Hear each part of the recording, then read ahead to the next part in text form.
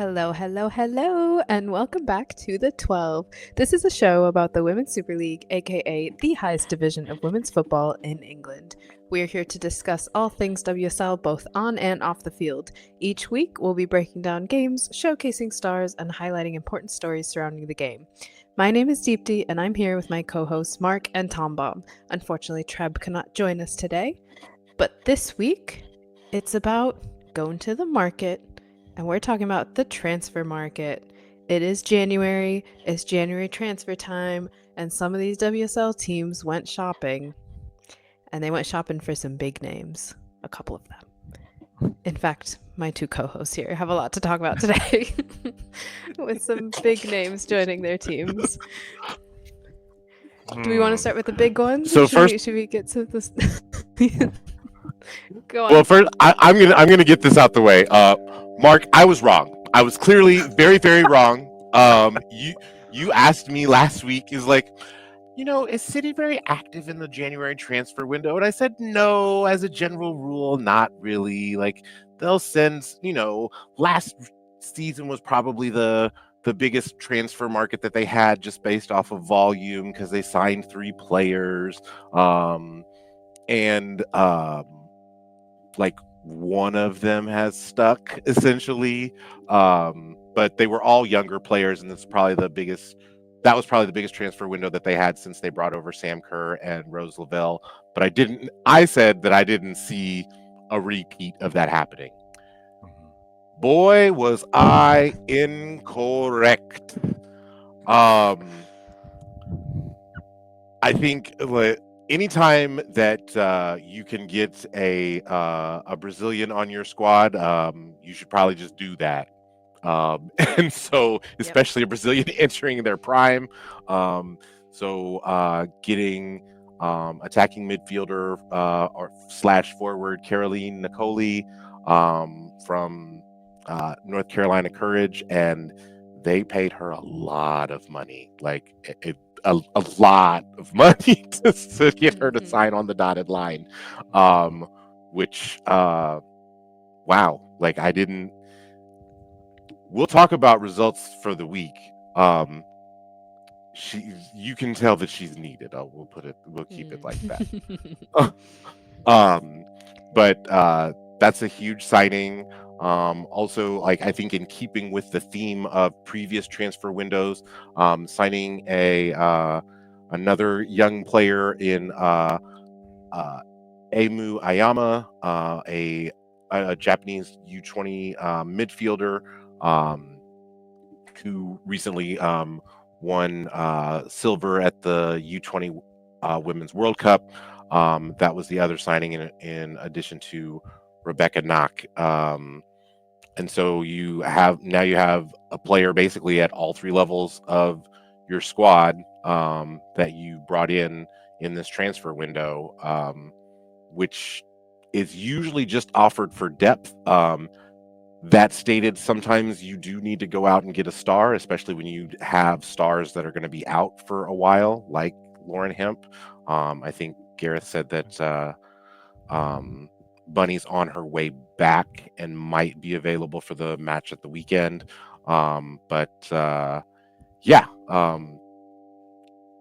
Signing Carolyn is just kind of like a dream come true in so many ways, and we are clearly going to need her and use her. So that's exciting news. Super exciting. And I think it's, it was a little bit surprising to me to see that Caroline even wanted to come back to Europe. And maybe UK is different than European soccer as well, but she hasn't necessarily had the best time playing in Europe previously. But in one of her interviews, she said one of the biggest reasons she chose to come over was to play in the Champions League. So as long as City keeps the Champions League spot, she'll be happy, and she will definitely help you guys. Like we said, we'll talk about that, but that's a super exciting one. We can talk about this more maybe when we get to the results because of what happened in the derby, but what does this mean for Chloe Kelly now that Caroline has been signed? So we had a watch along of the derby, and Crunk Chocolate had said something that like kind of piqued my interest and was like, Chloe Kelly might just be moving across town. Like Mhm. she might not actually be moving her, like she just got married. Um, so I Mm-hmm. think house. I don't think that they're going to move necessarily. I think that she's just gonna her commute's gonna just go the opposite direction than the way it does Mhm. currently. Um, and it kind of makes sense on a couple different levels. Like we've seen Chloe Kelly like ball out in derby matches before. Um, we've also seen her take certain things personally, and she kind of doesn't shy away from being identified as the villain. Um, and as much crap as I talk about him, like Mark Skinner is a manager that can foster that. Um, and I think that that might be the right environment for that player. So I now she wasn't selected for the squad because of an ankle injury that she picked up in training this past week. I'm not sure how much of that I believe. Also, um, Gareth did not like. You could tell that he was over it in his press conferences. Like he's in a really weird spot this season. Like because I think that there's expectations on him more so than that there have ever been, and he is not living up to those, and the squad is not as a whole. Mhm. And I think he's kind of starting to buckle under the pressure. And like I think if he has to answer one more question about Chloe Kelly, he might snap. Like he might just snap. That's true. It must be actually so hard. Like, even if they know what deal's going to go through or where the player's going to be or whatever, etc., they can't actually say anything until a specific time, and that's got to eat Mhm. them up inside and just be like so annoying knowing that you know, but you can't say anything. Right. And like you don't All know what right. her Yeah. representation's gonna say, and like yeah, Yeah. so she's got to sit on it. Yeah, I think that's just quick on the Chloe Kelly thing. I think the point of her personal life, and then also you have to factor in the salaries, right? And it's where it's important to remember this isn't the men's game, where you have you're on a higher salary, so you have a lot more disposable income. So things like having to do short term moves or find a I don't know, like a place to stay for a loan move or something like that. That's a little bit trickier in the women's game, and so I think that totally makes sense. It it would be so interesting to me to see that happen, especially when at this present moment United and City are fighting for third, kind of. So I don't know, just a lot of implications with that move. But on a for Kelly, I could see why that makes sense. Yeah, that's a really good point. And for like, it kind of brings up even in the NWSL, like you see a lot of times players are made to move when they've just like settled down in their new place, bought a house, settled in, etc. And the US is so much bigger and there's like so much more to move. You usually have to just fly to another market. That I mean, even here though, where it's just a train ride away, it's still a big move. So it does make sense. Like once you've settled in a city, you don't want to just have to dig that all up and move again and start over. So yeah, we'll get to it more when we talk about United, but it might be actually a good move for both of them. All right, the biggest news, in my opinion, the what would be the biggest transfer and the most expensive transfer for a women's soccer player, the Naomi Girma, has been confirmed to be coming to London. Unfortunately, the wrong side of London, but she'll be in Chelsea blue soon, and I am so jealous. Mark, how excited were you when you heard this? I, can I be honest with you? It was more relief than anything else, right? Because we really do need a center back. Like I know, people say Chelsea are greedy and so forth, but like ever since Buchanan went down, we've essentially been operating with three center backs. Millie Bright, Millicent Palme, and Natalie Bjorn. And Palme and Bjorn, I think they have potential, right? I think they're pretty solid players right now, but they clearly like they're still on the younger side. Like you can see the inexperience at times, and I think Chelsea have been, and particularly Bon Pastor, have been not necessarily shying away from the expectations, right? Especially regarding Champions League and so forth. And I just think they needed to address the center back position if they wanted to, uh, go after these goals, like, and have a realistic chance at it. Like, I don't think I'd really be comfortable with Bjorn or Palme starting against Barcelona, for example. And I think that most people would agree with that. So, but yeah, that's super exciting. It's just nice in general to see like Chelsea involved with trying to sign the top players, not necessarily resting on their laurels, even though they've won, I think it's 8 out of the last 10 leagues. It's like it'd be easy for them to say, okay, we've delivered enough, right? Like we're one of the top clubs, whatever. But the fact that they keep having the ambition to sign the top players, because I mean, we saw soon after or I guess around the same time as the Gurma news was announced today, some very interesting rumors involving another U.S. women's national team player. One of the Triple Espresso, Trinity Rodman, was linked to Chelsea and Arsenal. I right off the bat, I think that it's highly unlikely that she leaves in the WSL. I even think it's highly unlikely that she leaves DC. I don't think it'd be a very good look for Michelle Kang, who's still fairly new in the soccer game. I don't think it'd be a very good look for her to lose such a high-profile player so early in her career. So I imagine she's coming with that bag. But it's nice to see that Chelsea are just making inquiries, because like something like Naomi Gurma, right? Like the Naomi Gurma transfer, that doesn't just happen in a matter of a couple weeks, right? It's not like you just show up at the players store or the club and say, "Here's the money," Yeah. we're gonna take the player and go. Like there has to be work that's put in behind the scenes, and so, my feeling is Chelsea have been working on this for some time.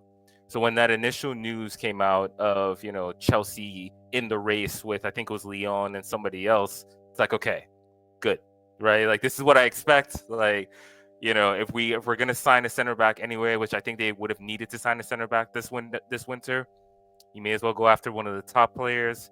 And another thing too for Chelsea, looking at the age profile of the squad, players like Millie Bright, Gore Wrighton, right? They're over 30.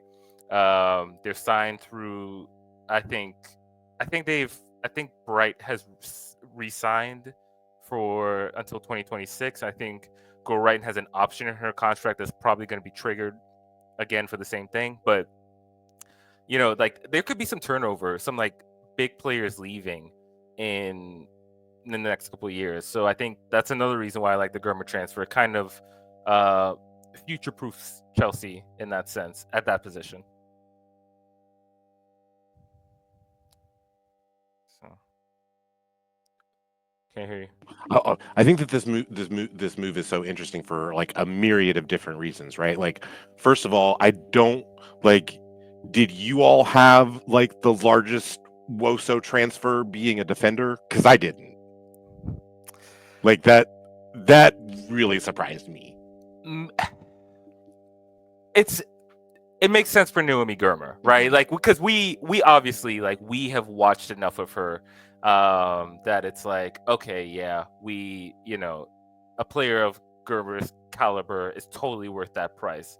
But she's a generational talent, right? So, maybe not defender, right? Like, but then like even if it was another position, you're thinking about you would think it would be somebody like Beaumati that would command this type of fee. So right. Yeah, I kind of hear what you're saying, but I really think it's just like a handful of players right now that would really be worth spending that kind of money on. Yeah, I think I'm not surprised in the sense because it is Naomi Gurma.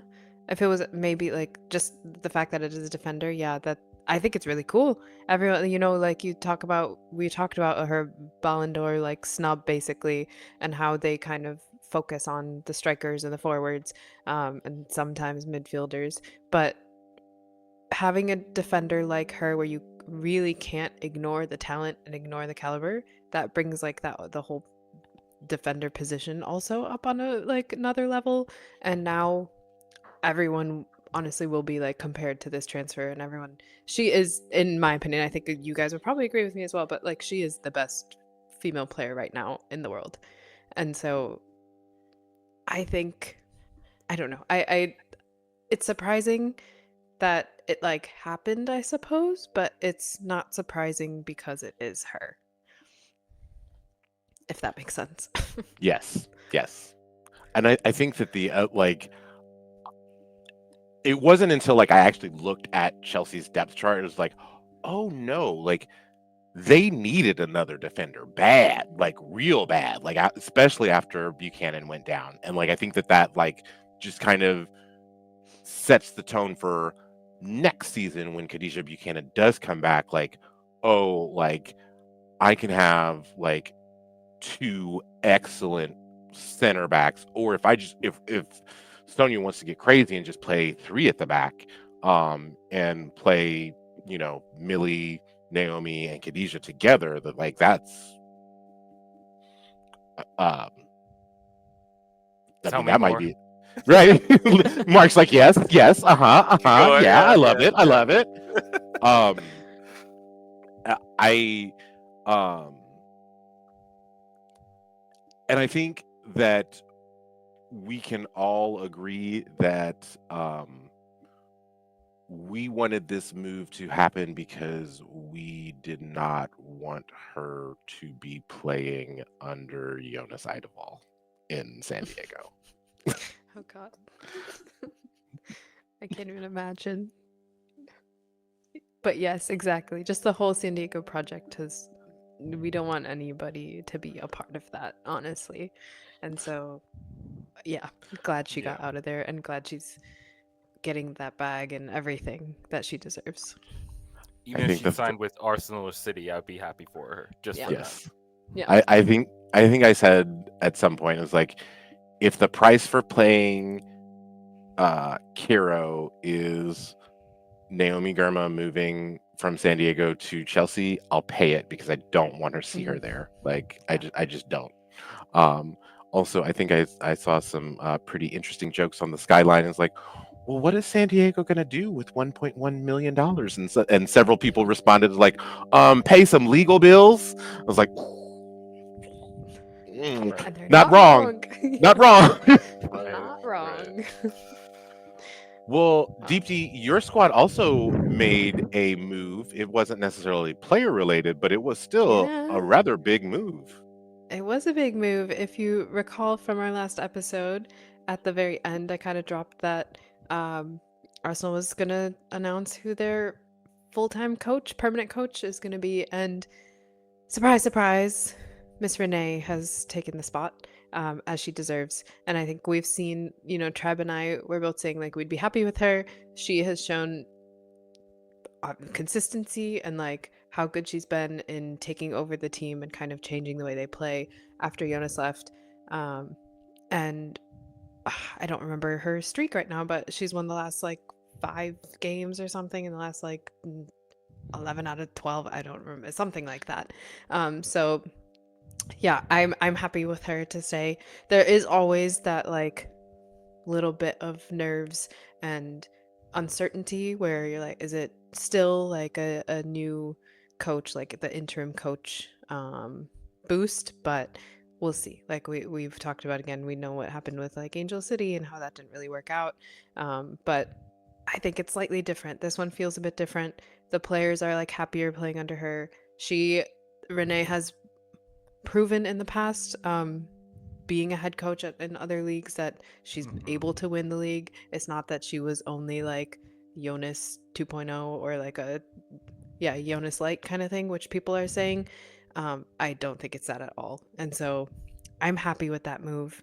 Um, yeah, glad we actually have someone permanent now, and that they can take the focus off of that, and then hopefully like the January window is still open for another week.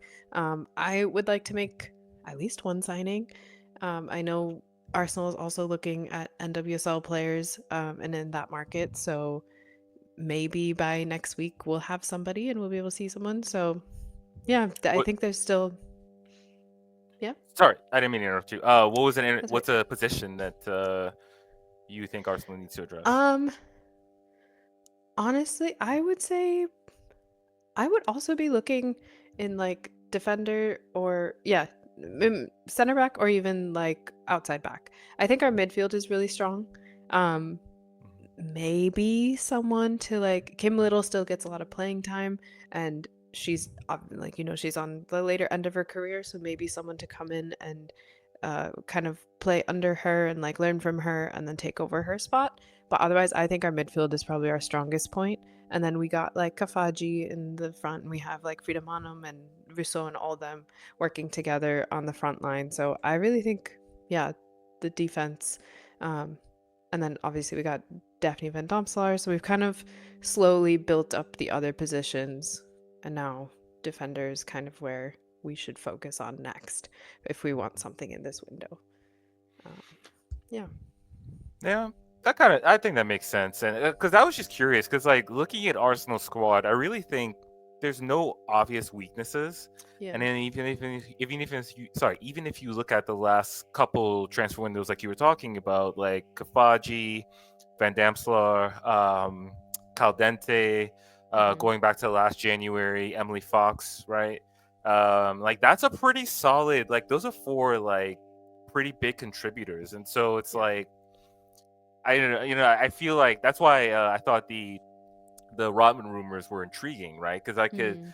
I feel like if Arsenal were to make a move, like maybe it's like just a big splash, just like a talent you can't pass up, or maybe like a kind of a Kafaji kind of signing where it's like Hmm. maybe she won't start right away, but like an understudy for somebody like Kim Little, like you mentioned, or something like that. But yeah, I don't know. I think the biggest move that Arsenal made their biggest move, which was sacking Jonas, and it's Yeah. Fair. literally like they've won 10 straight games. That's incredible, like they're not all league games, but I mean 10 straight, that's basically what So Bonpastor wins. did. Yeah. Yeah, so So you're right. No, And I I think the like is not necessarily right now. We haven't seen a weakness as such. I think it's more about having the players just get more playing time together and keeping the cohesion and keeping that going. There's no, but that being said, I also think it's always nice to get more talent in and kind of just like more fresh legs, more fresh talent. Keep it going. Keep like the competition within the squad also like keeping them competing with each other so they all want to be better, etc., etc. So not saying like not to look, but also not the worst if like no big splash signing happens either. mhm. and I mean, and to the point about the splash signing, like there were rumors that Caroline was also linked to Arsenal as well, and one of the reasons why they dropped out of the running is because they did not like they hadn't announced that Renee was going to take over the squad, and like, Mm. which makes me wonder like who the club was in conversations with outside of Renee, um, like because like obviously that means that like they had other candidates that they were looking at, um, that they just didn't make that decision at that time, which means that they might have lost out on that player. And to your point, that's maybe not necessarily a player of need, in a position of need, but it would be a splash signing, a major signing. Hmm. Yeah. I know the Athletic mentioned that I think it's Cushing was his name, was one of the finalists. So yeah, let's see, Arsenal had made former Man City women's head coach Nick Cushing their first choice target, and he like committed his future, but then got fired. So obviously, I mean, I think they probably dodged a bullet there, to be honest. But maybe that's the person that you know Caroline sign was kind of hinging on. But yeah, I think Yeah. they made the right decision though. Yeah. I agree, and Cushing will get some different job with City Football Group. I'm very sure of that. Like, I mean, the man went from Man City Women to NYCFC, and Yep. I'm sure that they will have another job lined up for him, whether it be in Girona or Palermo, Mumbai, Melbourne, I know, it's wherever like Right. they've he got wants. plenty, Yeah. Yes, plenty to choose from. he's got Yeah. options. Yeah. Yes. Cool. I'll mention a couple other signings that happened this window. Liverpool got Sam Kerr, not from Chelsea, but the other Sam Kerr, who currently plays for Bayern, but she's going on loan to Liverpool, which is interesting. When she went to Bayern, that was actually a pretty big deal for both of them. I remember, and she was actually really surprised. She was like, "Are you sure you have the right Sam Kerr?" Like, when she heard Bayern wanted her. But I think it hasn't like gone as well as she'd wanted, and so she wants to kind of re-find her like footing, uh, and hopefully get more playtime in Liverpool. Um, there's a couple others. United got Kayla Rendell from Southampton. Tottenham signed a couple players as well. Olivia Holt from Rosengard and Lisa Kopp from Leicester. And then West Ham also got Caitlin Talbot from Tottenham. Her loan ended, and she's back at West Ham. Yeah, West Ham also signed Verena Hanshaw from Roma. That was just announced today. She has a 110 caps for Austria. This is the West Ham's first signing for the January window. Let's see, left-footed defender, technically astute. So sounds like she's a fullback. But yeah, that's it for West Ham. One team that hasn't made any signings that I'm kind of surprised about is Brighton, because we've seen, and we'll talk about them, we'll get to them soon, but have kind of gone a bit on, they're on a bit of a slump, it seems like. Yeah. And and I think they might have had some injuries or something, but it seems like they are definitely holes in their squad, and they could have used something. So I wonder if they're still shopping, or if they were trying to and they haven't found the right fit yet. But that's one that I was surprised didn't get anyone yet. Yeah, agreed. Yeah, I don't get that. I don't know if it's just like a situation where they're like because it doesn't seem like they're playing the same sort of football that they had been playing, and I don't know if that's a situation where um we just see that Dario's message is just kind of like taking a lull in the middle of the season, or what. But Yeah. something's not right down on the South Coast. But yeah, let's get into it, because that was the first match of the weekend. Last weekend was Liverpool versus Brighton, and Liverpool won 2-1. Olivia Smith, again, has done wonderful things for Liverpool, and she had a really great, pretty much solo effort goal. She got a nice, I don't know, it must have counted as an assist from the right back, but It did. It was. yeah. It did count. Ping the ball up, and then, but yeah, Olivia Smith just kind of muscled off the Brighton defender and took it all the way and scored. And then it was 1-1 actually. Like, Nikita Paris had this kind of weird loopy, I think it got deflected off something, but it still counts as a goal. And she's still been kind of a bright spot for Brighton. But it was 1-1 until the very end, almost the very end, when a silly own goal gave Liverpool the win. But yeah, like we've said, Liverpool with their couple of new signings, like, we think they could be on the uptrend, and then Brighton is on the opposite trend. They're going down. So I feel like we ask this almost every week. Like, what can they change, and like, what's their biggest hole right now? It's their form seems to at least somewhat coincide with Fran Kirby's injury. I don't know if she is that influential, but I mean, like, obviously, like, a player of her caliber is going to have a big influence.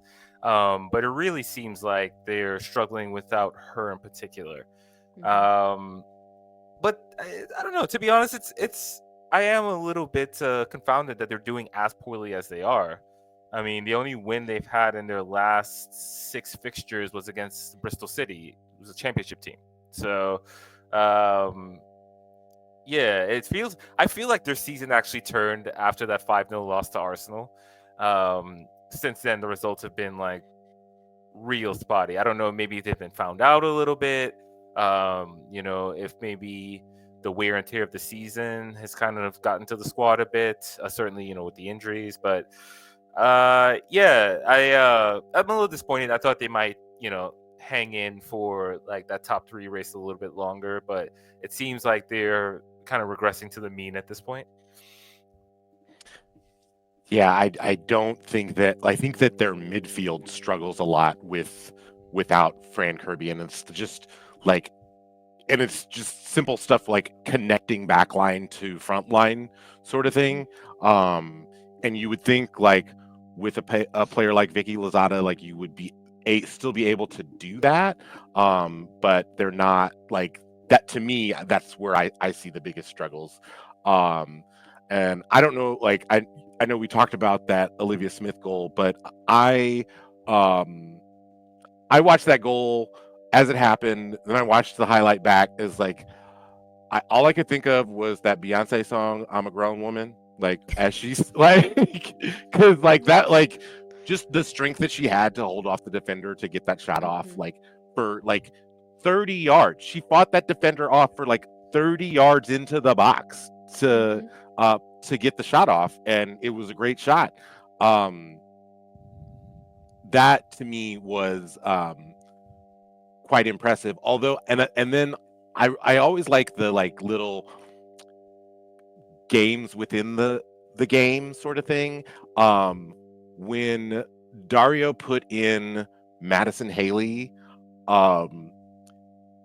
he gave Taylor Hines the blues. Like not necessarily like in a like, oh, I'm like giving you all of these moves. Like, no, like Madison Haley let you know that her father used to play professional American football. And she played like someone whose father used to play professional American football. And I don't think Taylor Hines was ready for that in the last necessarily like 15 minutes of the match sort of thing. I think that she did end up with a yellow card. Right at the very end. At the very end. But I don't know. Like, I think that that's an interesting move to like put that level of physicality on the pitch later in the match. But I'm also not sure if that's necessarily what the match needed. Maybe she's a player that you would want to start off the match with. Yeah, and I think I was actually trying to figure out Michelle Edgemang, the Arsenal Academy project, who's on loan at Brighton. She was not in the squad for this match, but I just remember like, we've always said, melanin does wonders, and so when they have like the front 3 that Nikita Paris, Michelle Edgemang, and Madison Haley, they've played so well with that like trio up front, and so not having that and not having Michelle available maybe also cost them a little bit. And so I feel like Dario is still trying to fit pieces in this puzzle and use what he has to try to get him going again. But, this was away, and we know that Brighton plays worse away. They play better at home. So, maybe we'll see. Hopefully, we're right at the halfway point of the season. So there's still time for them to like turn it around again and get back on track, because in the beginning of the season we thought they would definitely be fighting for a Champions League spot, like definitely like top 3, and right now maybe it feels like they're going to be falling down more to middle of the pack. Yeah, I would agree. Okay, then we had Everton versus Aston Villa. This one ended in a 1-1 draw. My player of the match was Brosnan, the goalkeeper for Everton. Aston Villa was bombarding her with shot after shot after shot, and she made, I believe it was 9 official saves, but it seemed like more. And yeah, she kept Everton in this match for sure. Let's okay. So this match was so interesting to me for a lot of different reasons, right? So you have Courtney Brosnan balling out. So she allowed one shot, one goal. The Aston Villa had 14 shots. 4 of those shots were blocked. So that's 10 shots. So all of their other shots were shots on goal. They had 10 shots on goal. Like, and Courtney Brosnan stopped 9 of them. Like, she was standing on her head. It was an amazing performance from her. Just watching her play. And you really thought that and I again, like, I think we talked about like melanin doing you good. Aston Villa, after they, let Robert DePau go for being abusive, promoted Sean Goder, and Sean Goder has figured out a way to play Rachel Daly, Adriana Leone, Ebony Salmon, and Gabby Nunes da Silva all together, and it works. Like they've had some really good performances. Like, the chances that they were creating, and like, I think we've talked about this before. Like, Adriana Leone is a very confounding player. She's a player that you think that she should be delivering more for both club and country. Mhm. And I think what Sean Goder has gotten out of her, even in this match, she looked dangerous and lively, and had some really quality shots that Brosnan just stopped. And I think against, if Everton would have had a lesser keeper, Aston Villa wins this match going away. Like, it's not even close. And the fact that they were able to hold on until the literally the 89th minute. They brought in via Tricky Sorry. Brian Sorensen did in the 73rd minute.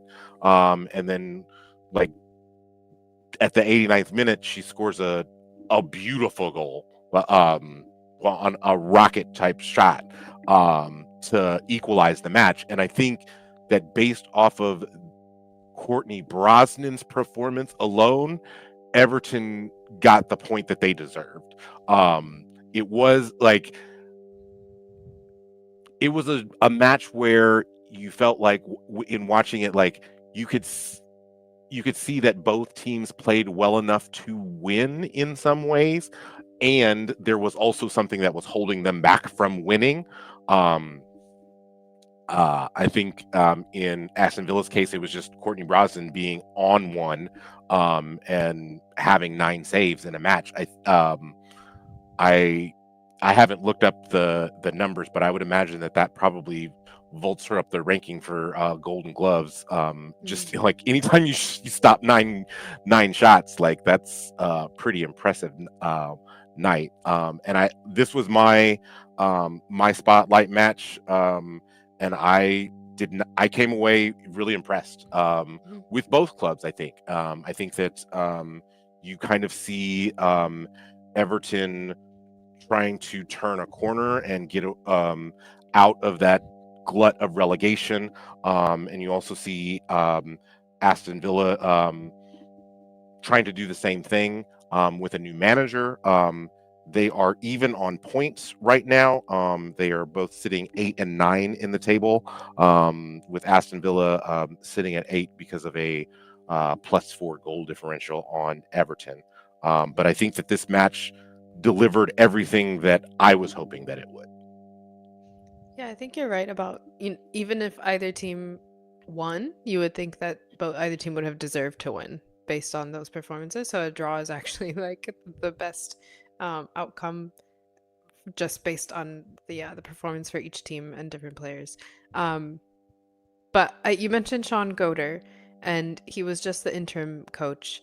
And Aston Villa actually announced who their new permanent coach would be, and it's Natalia Arroyo from Real Sociedad. And Yeah, she's Spanish. Was there for 4 seasons, but I do not actually know, like, admittedly, know much about Arroyo, but I think, this is one of those. It's interesting that they didn't go with the interim who has been successful. He has, I guess, Goder hasn't had as much time as like Renee had with Arsenal to prove himself, but I know in previous interviews he had been asked, like, he was like, yeah, obviously, like, I would love to have this job permanently, and he's having fun with it, and like you said, he's been doing really well with the pieces that he has, and Aston Villa looks kind of like a new team under him. Yeah, Goder was actually with Manchester City for the last like 3 seasons, and I think that that's one of the things that Bunny Shaw has actually credited him with a lot of her improvement while she's been in the league. He did play striker when he during his professional days. So just kind of having that relationship. So like basically him having essentially four strikers in Nunes da Silva, Leon, Salmon, and Daly, and just figuring out a way for all of them to be able to work together has been great. Also, like just kind of time on task.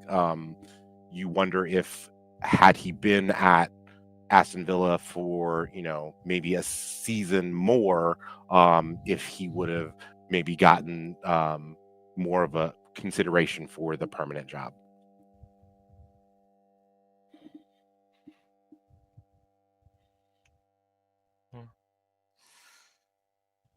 I'm sorry, it was muted.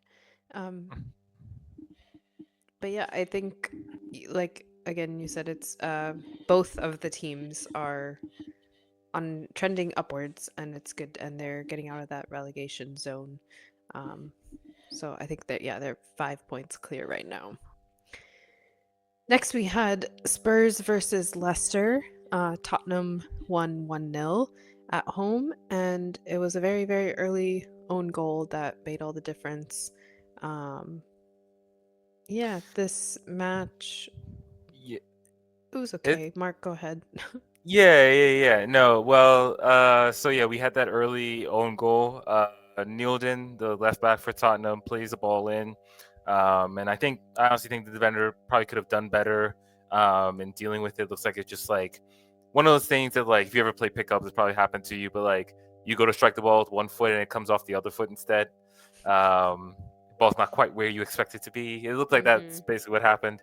But I mean, that's pretty much where the compliments stop for Tottenham. It's actually a really interesting match and how this played out, because it was pretty much all Leicester from there. They actually should have had a goal not long after the own goal. Takarada, their striker, another Japanese international, their starting striker, had the ball on the left and played, like, I would say, basically laid it on a plate for Cayman, or Kaiman, I think is how his name is pronounced. But yeah, basically had a tap in and somehow just fluffed it. But Leicester kept coming. They were definitely the more dangerous team of the two. Thom Bomb actually has Ashley Neville as the player of the match, which, like, I guess, but it's just a reflection of how much they were defending. Like, most of the action was happening on that side of the field. Tottenham also looked real shaky playing out of the back. A lot of the self-induced, basically chances being created. So yeah, look, Tottenham got the win, right? They got the 3 points. They're at a solid place in the table. Literally in the middle at number 6, 2 points above Liverpool. But the performance, not at all convincing. I think Leicester should feel hard done. They should feel like they should have gotten at least a point out of this.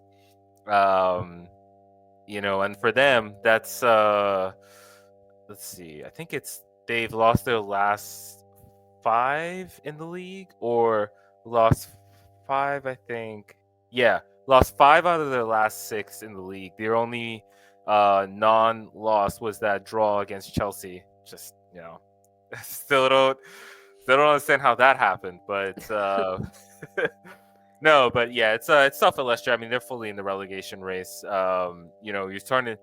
I feel like in the table now, you're starting to see like the tiers form. So like at the bottom there, you got West Ham on 8, Leicester on 6, and Crystal Palace on 5. All 3 teams losing this past weekend. So it looks like Leicester's just going to be in that relegation race till the end, especially since they have scored by far the fewest goals, 3 goals in 11 matches. That's real. Yikes. It's real difficult to do anything when. Yeah, man. That's like, dry. yeah, that's real tough, man. I mean, Crystal Palace have 8 goals at this point, so it's. Yeah, I guess we'll see for Leicester. The good thing for them is only one team is going to go down. So True. And I think the one thing for Leicester that the person who actually may keep them in the race, I mean, obviously you have to score goals, but I think, Tom, you just mentioned Golden Glove. I think Leicester's goalie, Leitzig, she was the top contender for Golden Glove for me so far. Just because, Leicester has lost a bunch, but she's kept them in the matches for the most part. But they need goal scorers as well. You can't only win with saving goals. No, you can't do that. Like, you got to have some sort of offense somewhere. Yeah. even set pieces, like something. Somewhere to finish. Yeah. Well, you know what team has been showing I up was about to say, lately? speaking of offense, yeah. Good old Arsenal. Arsenal played Crystal Palace at home and won 5-0. It was actually only 1-0 at halftime, and then the floodgates opened after the 60th minute. I will give them a critique first. Obviously, happy with the performance and happy with that, but they should have scored so many more, to be honest. I feel like Arsenal, like I mentioned earlier, we have all the pieces, we have great talent up front, but the problem is finishing. And so many of the chances that they created just fall short, or they'll have not strong shots, or the shots will go directly at the goalie or something like that, where it's not smart, I want to say, and how they're choosing to finish their chances. And so I think it's just a bit of that technique that's missing, and maybe even a bit of probably not even confidence. The confidence is there in that they're taking the shots, but yeah, I would say just a little bit more technique and just thinking of where to place the ball rather than just going for pure power or anything, trying to actually beat the goalkeeper. But that being said, they did score 5. A couple of them were basically tap-ins, which is fun. There was one penalty, which was maybe a bit soft. And then Caldente scored the 5th goal in stoppage time as well, which was pretty nice. And yeah, 5-0. Like I said, this is Arsenal's 10th straight win, and they've won 12 out of their last 13. Their last loss was against Chelsea in October. Was this Beth Mead's first start of the league season? I don't think so. I'm fairly certain she had started before. Might have to get back to you on that.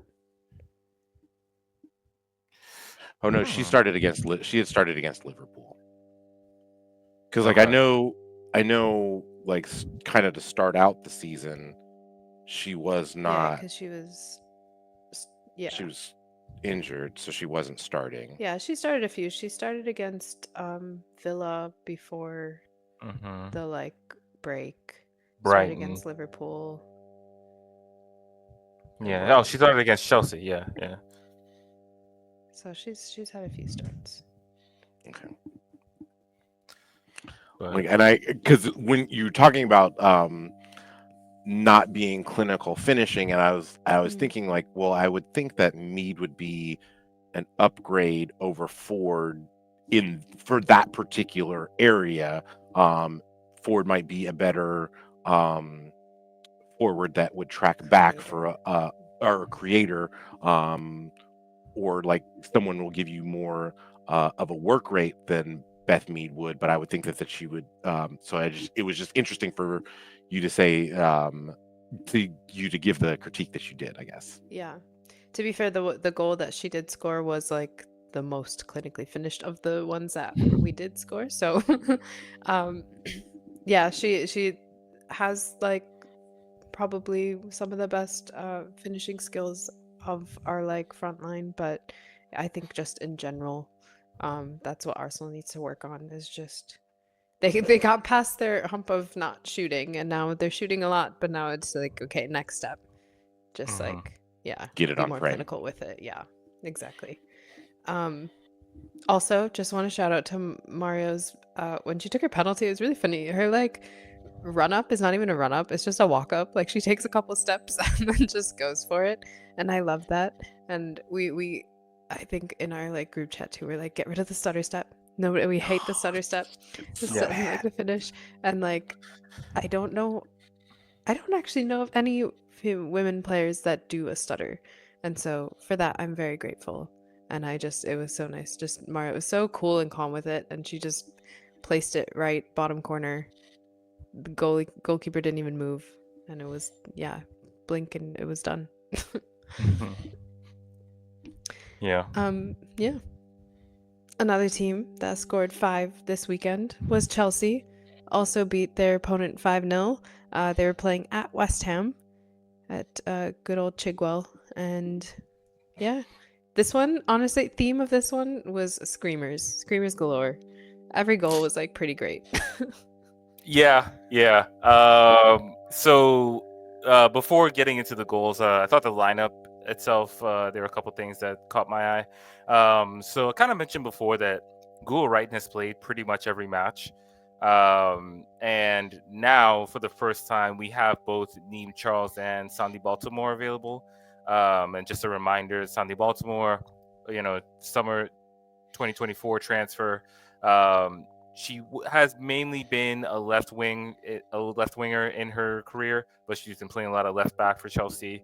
Um, I was curious to see what would happen with Neem Charles back, and so Goodwrighton got a rest, came off the bench in this match, but Baltimore started the left wing with Neem Charles at left back, and it's I think that's a really that can be a really dangerous duo because both of them are so attack minded and proficient when they get in the final third with the final ball. And so having that overlap I think really works. Macario also started at the number 10. I think the number 10 spot is a spot that there is competition there right now, right? Because you have like Macario, obviously, but Lauren James as well when she comes back. Hamano, who's she's kind of started the season at the number 10, um, and gave him some big performances like against Man City.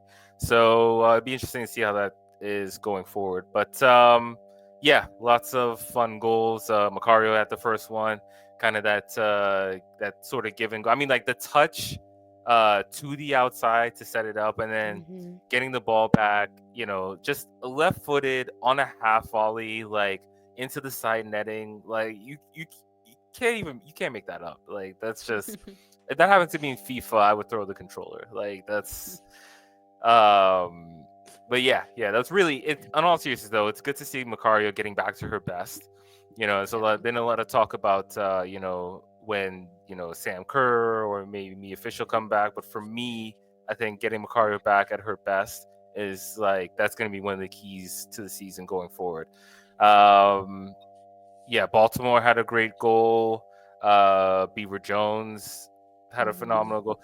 Man, Beaver Jones, like she would walk into the starting lineup for most WSL teams. Like I think outside of the top four, obviously, well, not including Chelsea, right? Like Arsenal, City, United, but outside of those, I think she easily Hmm. starts every game for any other team.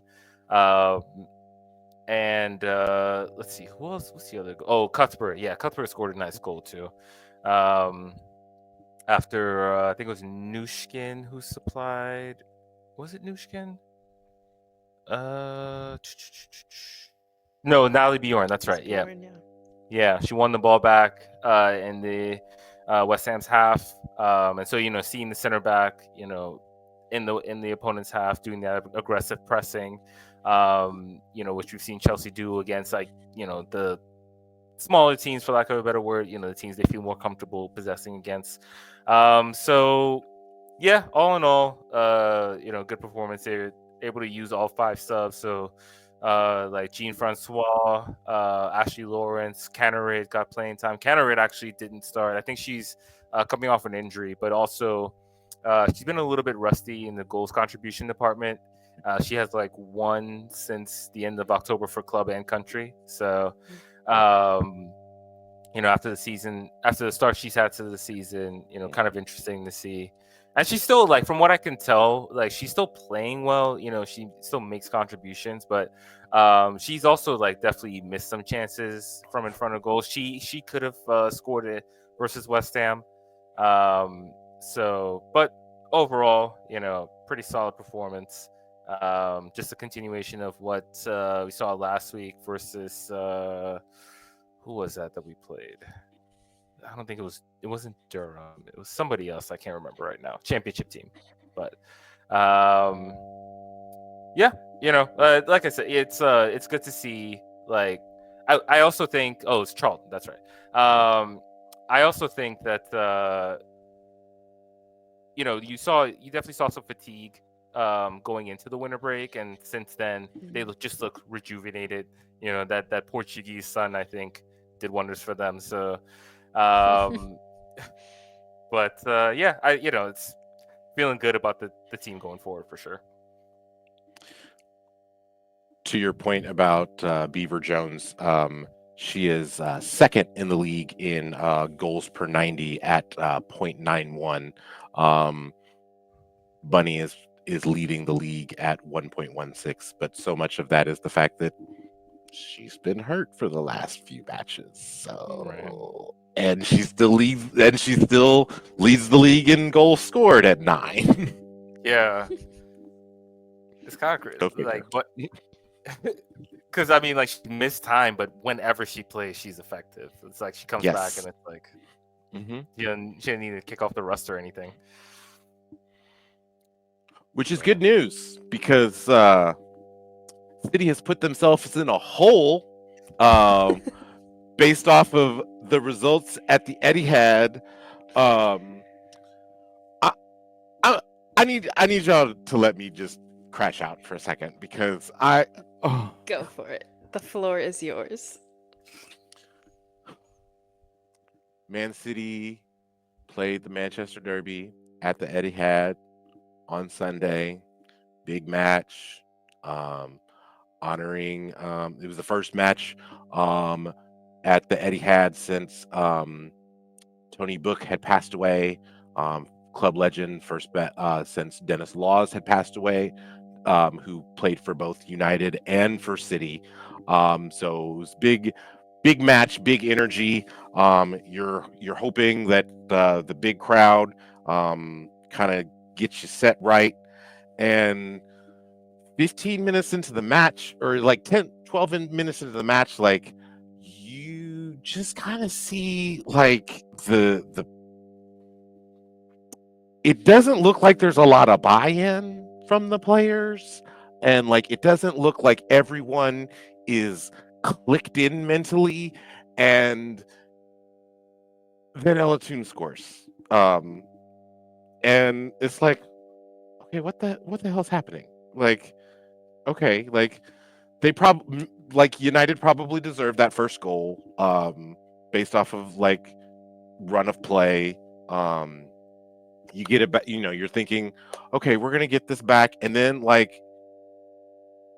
you see the entire back line, like, just kind of click off, and then Galtan scores, and it's 2-0 United, and you're like, wait, what is happening right now? I don't understand. Why are our defenders not locked in? Like, I get that this is the first time that Alessandri and Knock have started together, but like our fullbacks like are supposed to be better than this. And I think I said in the pre-match show, like whoever's fullbacks are doing better are going to win this match. And Jade Riviere and Gabby George vastly outperformed Layla Wahhabi and Kirsten Kasparai. Like it wasn't even close. Like wasn't even close. And I said that City would have the advantage in the midfield based off of like the fact that Yui Hasegawa was starting. Yui Hasegawa looked overrun in the midfield. Like I'm not sure that she was ready for Toon and Miyazawa to like jump on her the way that they did, but they jumped on her and she wasn't ready for it. And we weren't ready to offer the support that she needed. Jill Roord is a very important midfielder, but what she is not is a box to box midfielder, and that's what this match desperately needed because we needed the support a lot, like Yui did. So then like it becomes 3-0 off of another like backline switch off, which Ella Toon is there to score again, and you're like, well, what the fuck is happening? Like I am like Crunk and I are on the watch alongs, like what is going on? And like at this point, like you could tell that like not only was the back line like they were mentally gone, but your goalkeeper, like you saw it in Kiera Keating's face, she was not there. Like she was not having a good time, and she was deep in her own head. And that's a scary place for any goalkeeper, but especially a goalkeeper that is as young as she is. You're like, okay, did we lose her? And like, I think Crunk and I even talked about it. Is like, if she wasn't playing keeper, like any other player on the pitch at halftime, you would have subbed out. Like, because you can't have a player just not be involved in the match like that. Like that's bad. That's really, really, really bad. And so then Gareth does something that like he probably should have done earlier, which was flop his wingers. And he like Mary Fowler's on the right side. And funny enough, when she's on her right side, she can deliver a cross on her right foot that Viv Mediama is able to get home. And so it's 3-1. Okay, like let's pick up the pace. Like it's the 40th minute. Like let's pick up the pace. Viv gets the ball out of the net. And then in stoppage time, got a set piece. I think in the last episode, I noted how Rebecca Knock has some good hops for her size, especially as a center back. Mary Fowler delivers a set piece into the box. Goal Rebecca Knock. It's 3-2. Right before the half, you're feeling better as a City fan. Second half kicks off. And kick it back to Kiera Keating. Keating kicks the ball directly to Ella Toon. Ella Toon knows what to do from there. It's 4-2. And at that point, it was just like, okay, this match is over. Like, there is no point in me watching this match anymore. As a matter of fact, I did not watch any more of the match. Do you know what I did? I went to a drag show. I saw a bearded drag queen perform On My Mama by Victoria Monet. It was lovely. It was wonderful. I like, Gareth Taylor was not going to steal my joy that day. I was not going to allow it to happen. I think this loss was so frustrating for so many different reasons. Like, one, like, you know that you're going to play this team like in 72 hours. And it was the 77th minute before you made a substitute. Two, like, you saw that Mary Fowler was probably your most effective playmaker in this particular match, just by the way that Jansen was able to mark Jess Park pretty much out of the match. But you made her play on her less dominant side on the left versus putting her on the right. Yes, I understand that Lauren Hemp wasn't in the match, and Abba Figino is way more confident playing on the right than she is on the left. You got to do something different. Like that cannot be the case. Like, just like it was all sorts of dysfunction. Like, I think this particular match, like, it was dysfunction at all levels of the club. Like, the players not effective, the manager not effective, and then, like, I even have to take this to Therese and Caroline O'Neill in that, yes, the team is dealing with some really heavy injuries in Hemp not being in Bunny Shaw not being in Alex Greenwood not being in. And I think we've talked about this on the show. Not that Bunny Shaw is injury prone, but the way that she plays makes her prone to injury. You have Viv Miedema as a backup striker, but you also know that Viv Miedema also has injury issues. So, like, you went into the season thinking like, oh, this is good. And you don't really have a lot of center back depth. And you don't know what your center back depth is going to look like after the end of the season, because we know that Laia Alexandri is out of contract, and we haven't heard anything about an extension. You just let Alana Kennedy go. Not to say that she was doing great as a defender. And you had Greenwood out, and then you just bring in a new defender. So clearly there's an issue there. So I think that the Derby loss was, to me, a failure at all levels of the club, not just the players, not just the manager, not just the personnel people, but all levels of the club failed in this particular instance. And I said this before we started recording to Mark, like, I am, only because of the result today in the Eat Fresh Cup, can I shout out to Crunk for that one, can I like breathe and be like, oh, okay, like, the world isn't ending, we're not on fire, because if if we lost that match as well, like, I would want everyone's head, like, because it was just, like, clearly unacceptable, and especially to lose to your rival in that manner is just, like, it's sickening to you. So, and you that, like, puts us outside of the top three. United jumped ahead of us in the table, and I believe it's like 6 points off of Chelsea for the lead now. It's just really, really, oh, excuse me, 11 points off of the lead. 9 points, sorry. Yeah, math, me and math not doing real well tonight. Too angry but to do math. yes, too angry to do math. But yeah, it's just a very frustrating evening to watch your team lose a derby. Although I will say I didn't crash out as hard on this derby loss as I did for the men's derby loss, and that's growth. So I'll take that growth. And we are also very grateful for that.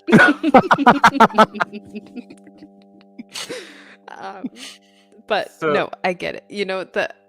The fact that they're your crosstown rivals, you both are like jumping between third and fourth. Like, this win put United ahead of you by 2 points. They're actually level with Arsenal right now on 24.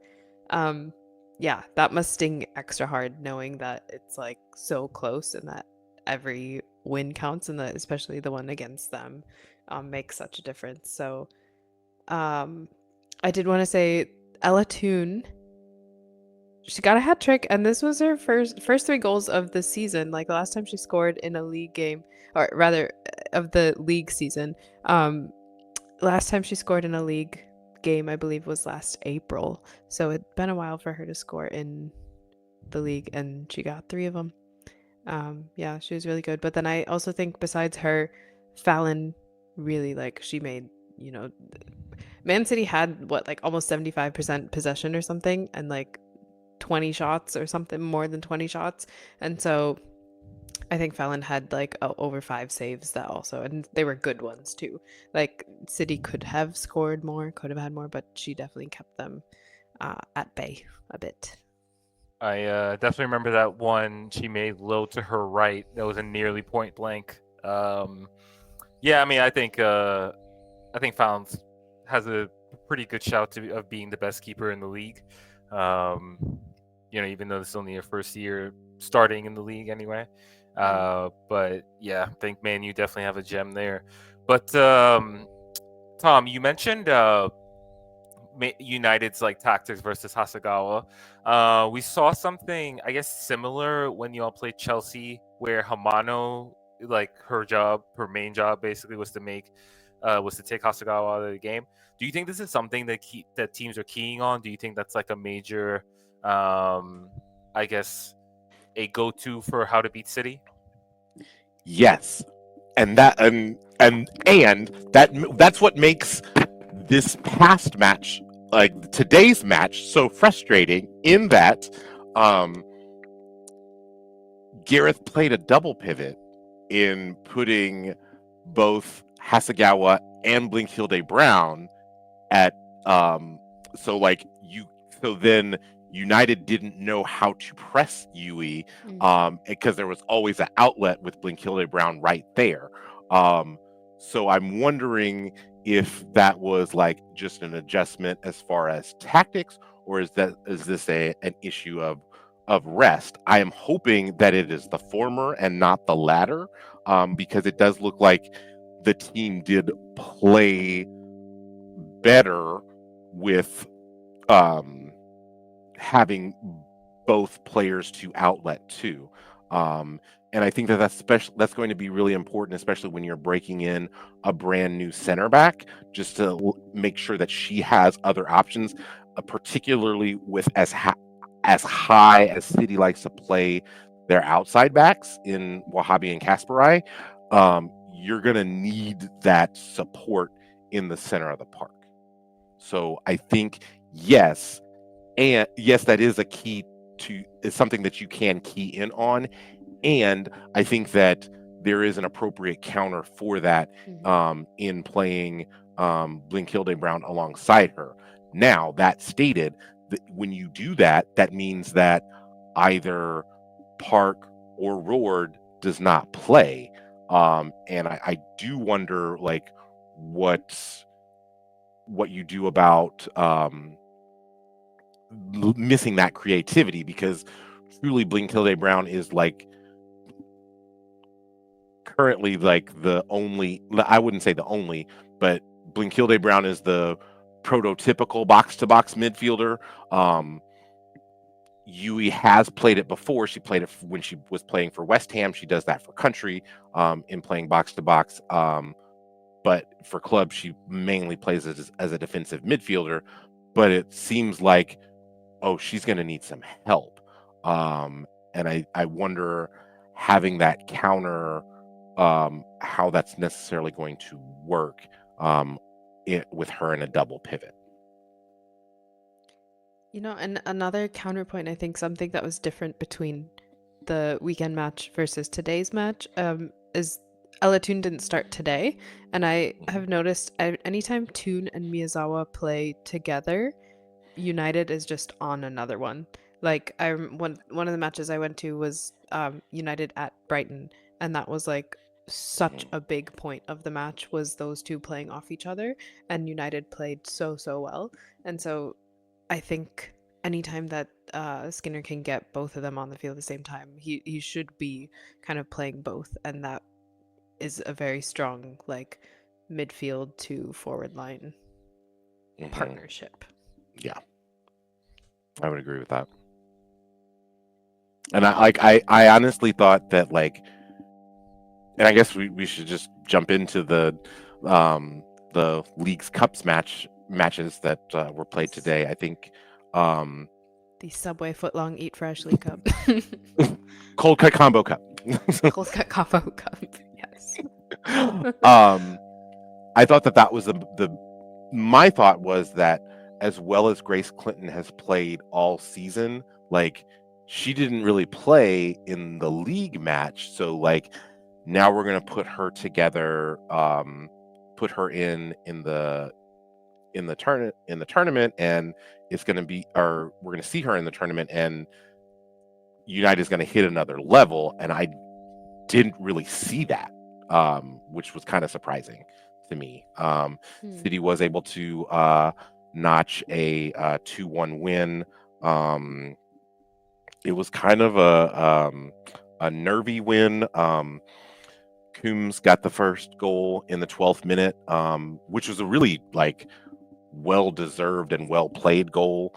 And then Millie Turner was able to equalize the match in the 35th minute, and Lily Murphy, shout out to the young child, able to get a if that shot fooled Fallon. Like Fallon really thought that shot was going wide of the post, and she was able to just kind of curl it in right in first half stoppage time, and after that, City was kind of able to kill the match off with possession. Although I did think that Turland did like murder Kiara Keating, like in the 83rd minute. Like I Kiara Keating is definitely in some sort of concussion protocol right now, because I don't think that she knows where she is. It was bad. Like there was a major coming together. But it wasn't interest like it's just kind of puts you in an interesting spot, like when you play the same opponent in two different matches, back to back like that in two different competitions. I think that if you ask both managers probably would have wanted to win the league match more.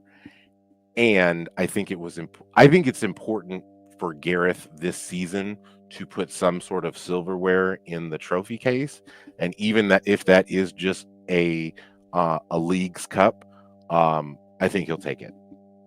So that's survive and advance into a tournament and go into the semifinals. Good. Yeah, actually, each of our teams played today. So Chelsea won 5-0 against Durham. Pretty straightforward win, Mark. Yeah, and well, first of all, this draw. So the draw was done a few weeks ago, and Chelsea really couldn't have gotten luckier. Not only do they play the only championship team left in Durham, they basically, with the draw, avoided City, United, and Arsenal until the final, or Arsenal until the final. So they were on the same side of the bracket as Tottenham and West Ham, which we'll talk about in a second. But yeah, pretty straightforward. I guess the only disappointment was that it was only 1-0 at halftime. It was kind of actually similarly to how the Arsenal Crystal Palace league match played out, where there was kind of the floodgate at the end. But yeah, also saw some rotation on Chelsea's side. We saw Ashley Lawrence get the start at right back instead of Lucy Bronze. Millie Bright was rested, so Natalie Bjorn and Palme both got the starts. Musovic, goalkeeper, came in for Hannah Hampton. Orion Jean-Francois, the tall defensive midfielder, French player. She played probably in place of Cuthbert.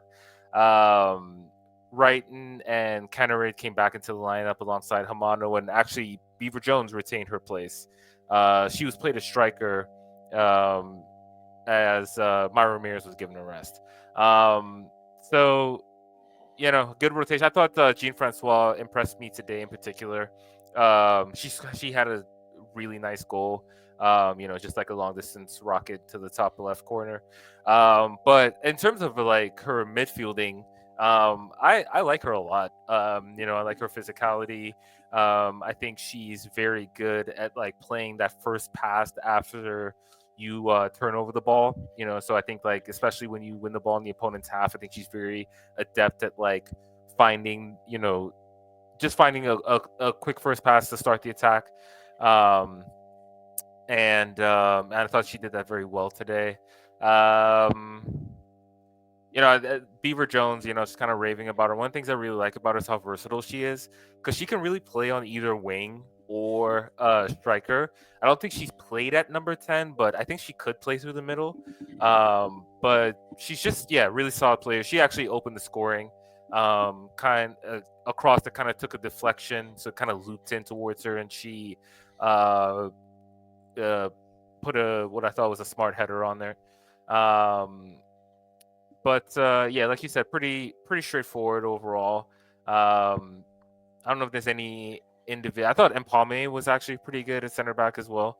But overall, it's difficult to put too much analysis when you're playing one of the championship teams. I think we kind of talked about it last week, like seeing the differences between two teams who are in a similar position in their tables, and that's Durham. Like Durham has been near the top of the league the last few seasons. I think they were right there with Crystal Palace last season, if I remember correctly. But yeah, just not really able to give Chelsea much of a challenge. And so yeah, Chelsea now play the winner of Tottenham West Ham, um, which that actually had a surprising ending. So West Ham traveled to Tottenham and actually won. They Yeah. pulled off a 2-1 win. Good for them. Honestly, like I didn't watch this match, to be fair, but mainly because I watched the end once I realized what was happening. But uh, no, we mentioned in the chat earlier, Tom, that West Ham has been taking this competition seriously. Mhm. Um, and it's good to see a team that's like fighting relegation still in the cup at this point. Because it'd be tempting for them to say, "Well, let's just focus on the league. Let's just focus on staying up." But it's still, I think, it's important. I think it's important experience for the players, and kind of gives the sense of ambition for the club, because like West Ham's like a fairly big club, and so I think that they can do a little better than just fighting relegation year in and year Mhm. out.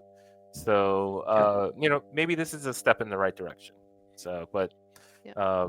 I was impressed by them getting this win over Tottenham for sure. Yeah. Um, and it wasn't that, for I feel like our teams, even Arsenal, who won 4-0 against Brighton, there was a lot of rotation within the squad. I feel like Spurs put out a pretty like heavy, front-loaded team. Like it wasn't super rotated. So that it seems like they're also were trying to take this competition seriously and like wanted to go far. This was a quarterfinal, so the fact that West Ham came in away at Spurs, and got this result is pretty big for them. But yeah, like I said, Arsenal won 4-0 down on the south coast at Brighton. Fairly big rotation as well within the squad. Kafaji got a start, which was exciting. Um, or one of the center backs. The center back pairing was Laya Kodina and Katie Reed, who is one of our teenagers. She's 18 years old. She got a start, and Manu Zinsberger was in place of Van Domselaar. I think it seems like Manu has kind of become the number 2 keeper behind Daphne Van Domselaar, which is how it should be. Based on results. And yeah, I mean, obviously it's good that there's this cup and that we were doing well. 3 goals came within 5 minutes, from the 65th to the 70th minute. Before that, there was no scoring, and so again, it was like slow start, like kind of slower first half, and then floodgates opened a bit. So yeah, 4-0 Is within Vaulty about 15 minutes. is Yeah. Vaulty okay? Like I see that she was like a first half First half sub. stoppage time. I actually, yeah, Yeah. uh, I'm not actually sure what happened to her, to be honest. But there's nothing has been said where it has been bad, so hopefully precautionary. Okay. But that leads us to the semifinals, which will be played the week of February 5th and 6th. Semis are Chelsea versus West Ham and Arsenal versus City. This almost seems like, you know, that meme with like the dragons, and there's like the 4 dragons, and 3 of them are like really fierce, and then there's the one kind of goofy headed one. Seems kind of like that, but I don't want to talk too much, Jug, before the game happens because you never know. But like, it was basically Chelsea versus the winner of Arsenal City, right? yeah. Like, we could. And if we're being honest, I really just see 2 really fierce dragons and Oh, 2 kind please. of goofy looking ones right now. Because we like City is just not the same team without Bunny, without Lauren Hemp, and it really shows. And Yeah. it's frustrating as a City fan. Yeah, that's fair. Fair enough. All right, let us quickly preview what's happening this weekend. We're running a bit long, but we've got a full slate of matches again. Aston Villa versus Manchester City, Chelsea versus Arsenal, big London derby, Crystal Palace versus Tottenham, Leicester versus Liverpool, West Ham versus Everton, and Man United versus Brighton.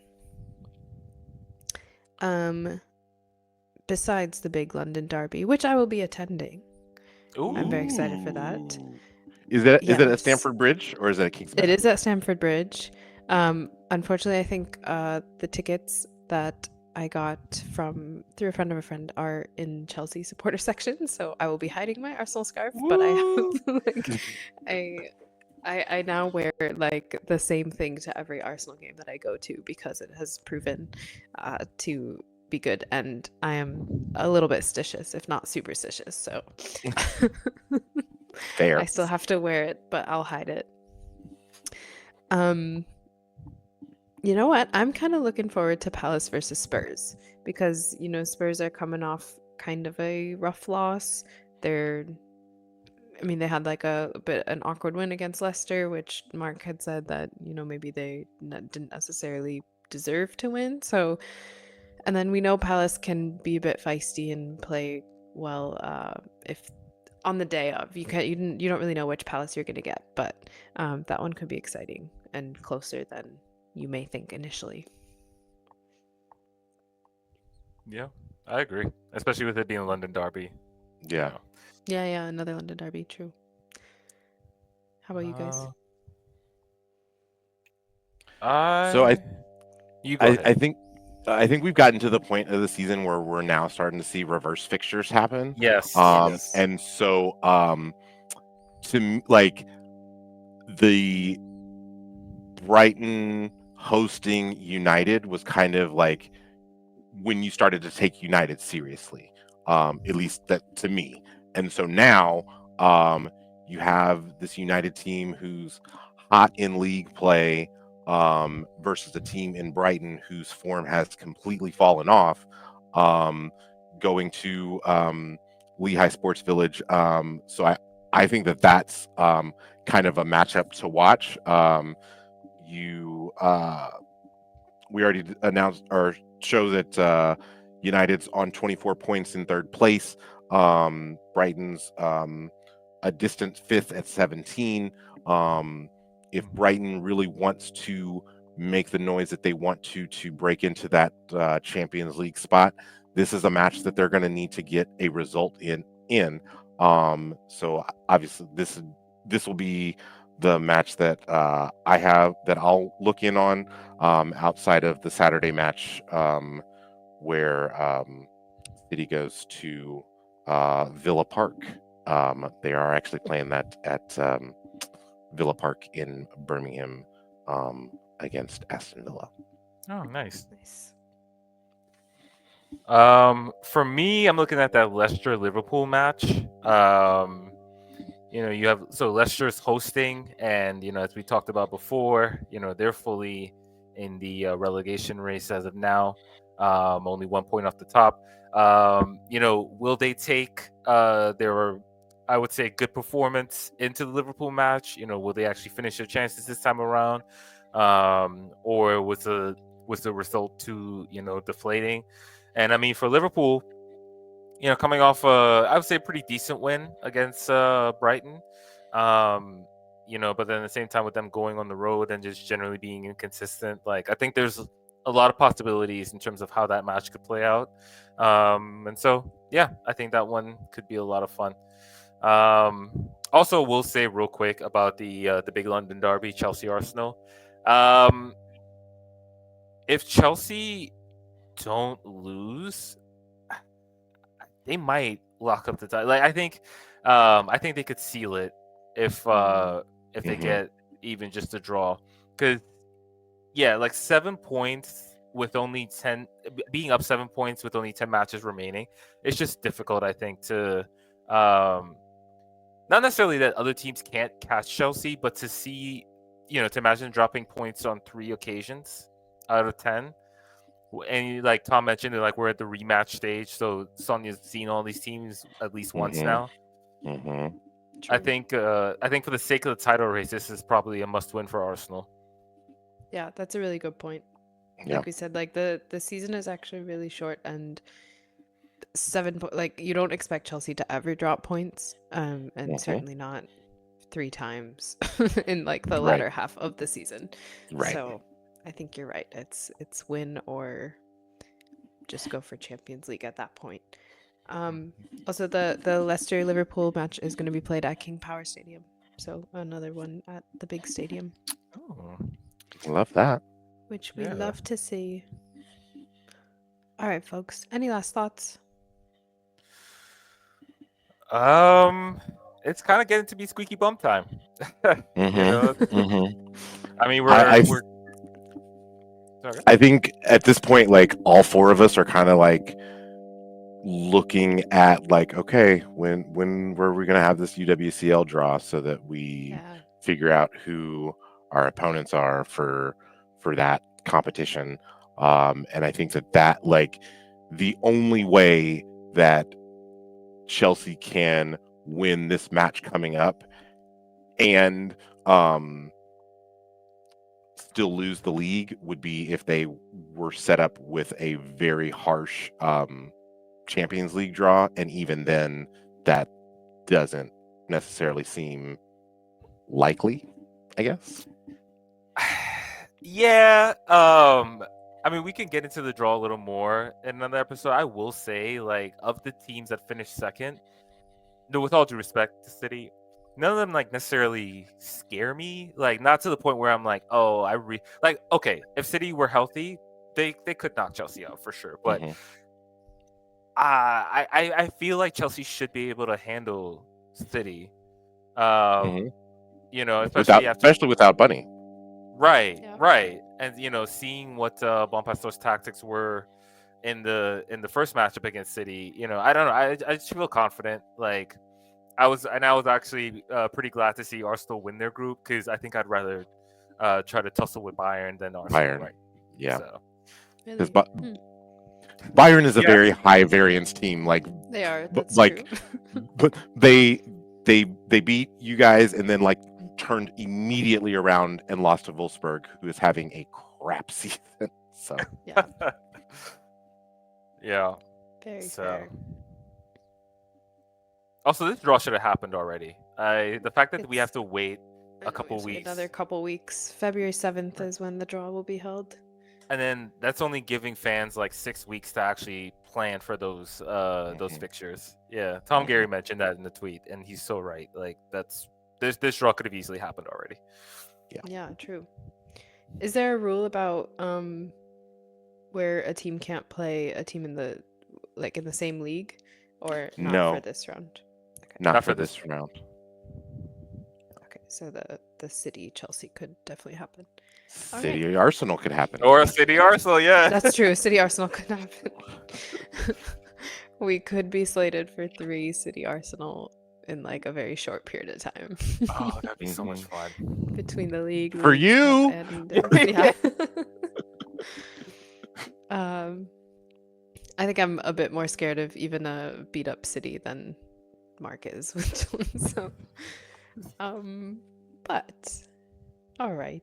Thanks for listening, you guys. You can find us on Apple, Spotify, YouTube, wherever you listen to podcasts. Hit that follow button to stay up to date when new episodes drop.